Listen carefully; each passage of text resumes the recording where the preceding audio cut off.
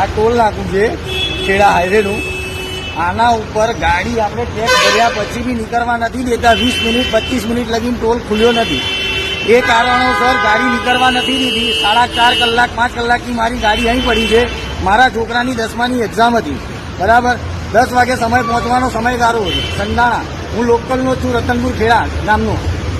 એ લોકોએ નીકળવા ના દીધો. એ સમય દરમિયાન મારા છોકરાની એક્ઝામ છૂટી જાય તો એના ભવિષ્યનું કહું છું.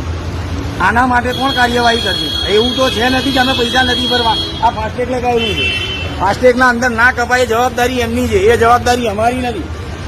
છતાં બી મને કીધું 10 મિનિટ ઉભા રહો, 10 મિનિટમાં કપાઈ જશે. એ પછી બી હું 40 મિનિટ ઉભો રહ્યો. 40 મિનિટમાં ટોલ ના ખુલ્યો તો ગાડી અહીં મૂકીને ચાવી હું આપીને અહીંથી ગયો છું અને આ ગાડી અહીંયા જ પડી રહેશે, બરાબર. જ્યાં લગીને મને ન્યાય નહીં મળે હું અહીંયાથી સ્પેશિયલ રિક્ષા કરીને ગયો છું, બરાબર. આના માટે જે કાર્યવાહી થતી હોય આગળ એ કરવા માટે હું બી રાજી છું, અને ટોલ મારા પર કરવા માંગતું હોય તો એ બી હું રાજી છું. That's all.